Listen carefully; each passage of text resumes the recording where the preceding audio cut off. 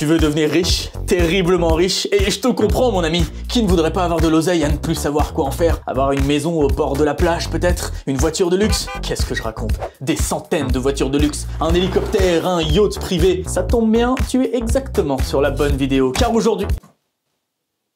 Mais qu'est-ce que tu fais? Je fais une vidéo sur comment devenir riche. Mais t'es pas riche, William. Alors là non, mais peut-être que justement en suivant les conseils de la vidéo, je peux devenir la personne la plus riche de l'histoire. Et tu vas faire comment?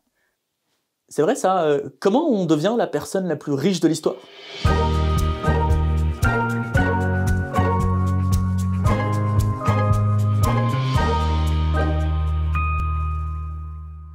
Salut Internet, je suis mieux comme ça. Aujourd'hui on va parler argent, on va parler briques, thunes, bifton, avoine, flouze, on va parler moula. Déjà, si on veut devenir la personne la plus riche de l'histoire, il faut savoir qui on doit dépasser. Il semblerait que cette personne soit Kanga Moussa. Il était le roi des rois de l'Empire du Mali au début du XIVe siècle. Je vous en ai déjà parlé en vidéo et ouais, certains historiens pensent que c'est l'un des hommes les plus riches de tous les temps, avec une fortune évaluée à 400 milliards de dollars. Pour vous dire, lors de son pèlerinage vers la Mecque en 1324, il est accompagné de dizaines de milliers de personnes et il distribue de l'or tout le long de son voyage, un petit peu pour se la péter. Et il se la pète tellement que l'or ne vaut quasiment plus rien dans certaines régions où il passe. 400 milliards donc. Mais bon, puisque ça reste une énorme estimation, ça se passait quand même au XIVe siècle, on n'est pas vraiment sûr des chiffres, il serait intéressant de savoir qui sont les hommes les plus riches maintenant, à l'heure actuelle, au moment où je tourne cette vidéo. Et pour ça, petit top 3 des milliardaires en novembre 2020. Alors, je précise, à cause du coronavirus, certains se sont enrichis à une vitesse affolante, les montants n'arrêtent pas de varier d'une semaine à l'autre, donc voici le top 3 actuel. En numéro 3, notre bon Elon Musk. Vous le connaissez ou vous connaissez au moins sa marque, Tesla. Il en est le PDG depuis 2008, mais c'est aussi et surtout le fondateur de SpaceX. Il est la 3e personne la plus riche du monde avec 132 milliards de dollars. Cocorico, en 2e place, le français Bernard Arnault. Il est le PDG du groupe LVMH et son actionnaire majoritaire. LVMH, c'est le groupe d'entreprises qui fait le meilleur chiffre d'affaires mondial dans l'industrie du luxe. Sa fortune est estimée à plus de 142 milliards de dollars. Vous trouvez peut-être que ça fait beaucoup?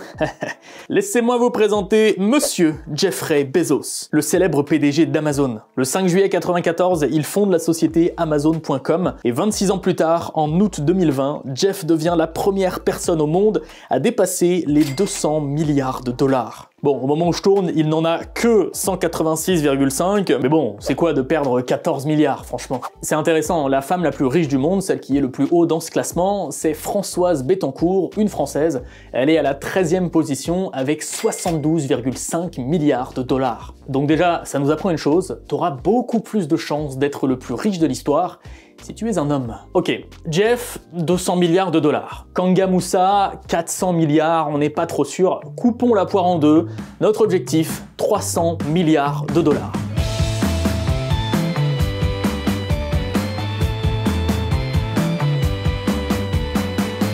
Alors, c'est plus compliqué que ça. Parce que déjà, il faut naître dans la bonne famille. Et mine de rien, des rois, des reines, des sultans, des émirs, enfin bref, des monarques à la tête d'un état, il n'y en a pas beaucoup, il y en a quoi, une trentaine? Faut donc bien châter dès la naissance. Et puis surtout, les familles royales, les empereurs et même les dictateurs sont loin d'être les gens les plus riches du monde. Le plus blindax du lot, c'est my boy Ramadis, le roi de Thaïlande, et sa fortune de 37,5 milliards de dollars. C'est déjà pas mal, mais c'est quand même très loin des 300 milliards qu'on vise. Donc roi, on écarte.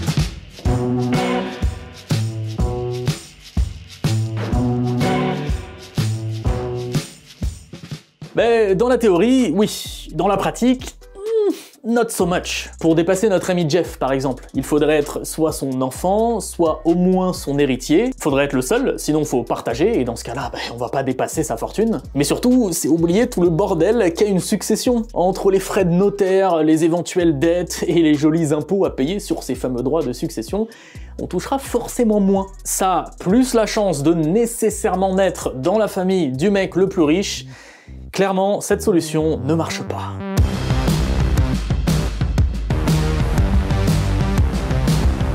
En France, on peut gagner beaucoup de sous en faisant certains métiers. En moyenne, 216 000 € par an pour un pilote, 228 000 pour un anesthésiste, 264 000 pour un neurochirurgien, voire jusqu'à 360 000 pour un greffier du tribunal de commerce. Est-ce que tu vois le point commun entre tous? Déjà, oui, on parle d'années et d'années d'études, de concours ultra sélectifs, mais surtout, même si tu deviens greffier du tribunal de commerce, j'espère que t'es immortel et que tu ne dépenses absolument rien parce qu'il te faudra 833 334 ans pour atteindre les 300 milliards de dollars. Ça laisse songeur. Je veux dire, même si tu pars dans le sport ou dans la chanson, c'est compliqué. Michael Jordan a bien 1,2 milliard de dollars, mais c'est une infime partie qui vient du sport à proprement parler. Tout le reste, c'est du merchandising, du marketing, des pubs. Et puis surtout, faudrait 300 fois sa fortune pour atteindre notre objectif. Ça commence à me démoraliser un petit peu cette histoire.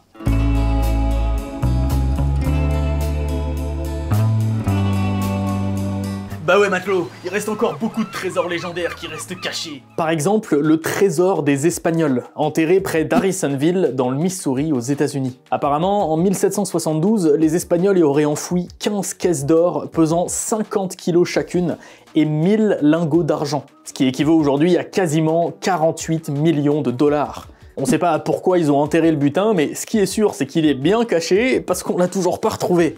Après, il nous en faudrait 6250 trésors comme ça. Ça commence à faire beaucoup. De toute façon, le trésor à retrouver, si on veut être un petit peu sérieux et vraiment finir pété de thunes, c'est celui que transportait le légendaire Flor de la Mar au début du XVIe siècle. Le navire a réussi à couler, on sait pas trop comment, près du détroit de Malacca, et il a emporté au fond de l'océan Indien un joli magot estimé à environ 2,6 milliards de dollars. Ouf.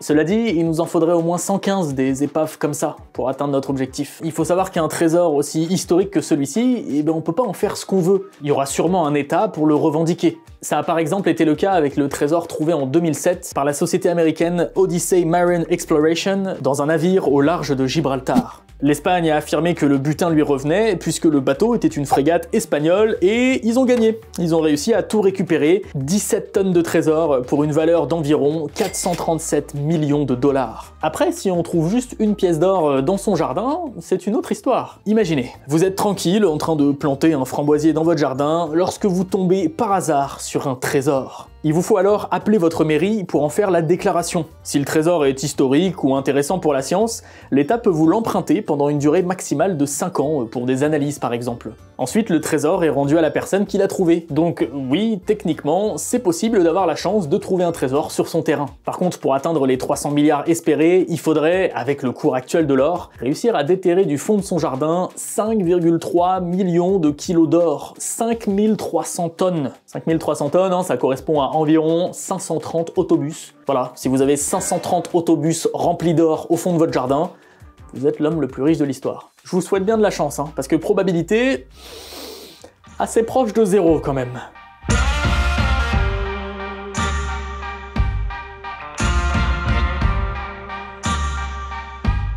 Puisque c'est ça, je vais jouer au loto. Il y a bien moyen de choper quelques milliards avec ça.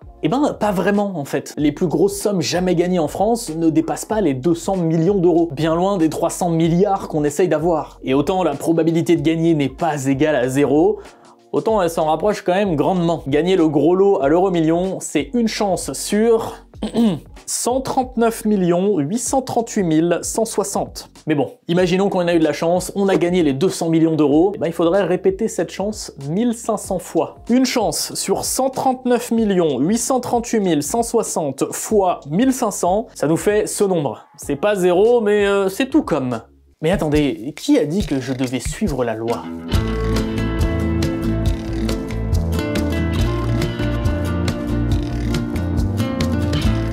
Évidemment, il y a plein de moyens illégaux pour devenir la personne la plus riche de l'histoire. Braquer un fourgon blindé, par exemple. C'est peut-être tentant, mais pour notre objectif, c'est pas très utile. Il y a que quelques millions, en général, dans un fourgon blindé. Il faudrait en braquer entre 20 et 30 000 pour avoir 300 milliards. Après, à plus grande échelle, on peut penser notamment à Pablo Escobar, qui a eu une fortune de 30 milliards de dollars. On pourrait se dire que, bon, ok, il a fait tuer beaucoup de gens, sa drogue en a tué beaucoup plus, il s'est fait traquer pendant des années avant de finir lui-même tué, mais 30 milliards dans la poche quand même. Ouais, il faudrait 10 fois Pablo Escobar pour atteindre notre objectif. Je suis pas certain du plan. jetons les trucs pas légaux. J'ai oublié que c'était un fond vert. J'ai pas d'héritage, j'ai pas un métier de fou, j'ai la flemme de chercher un trésor qui n'existe pas, j'ai peu de chances de gagner au loto et j'ai moyen envie de braquer une banque. Je fais comment? Le rêve américain peut-être?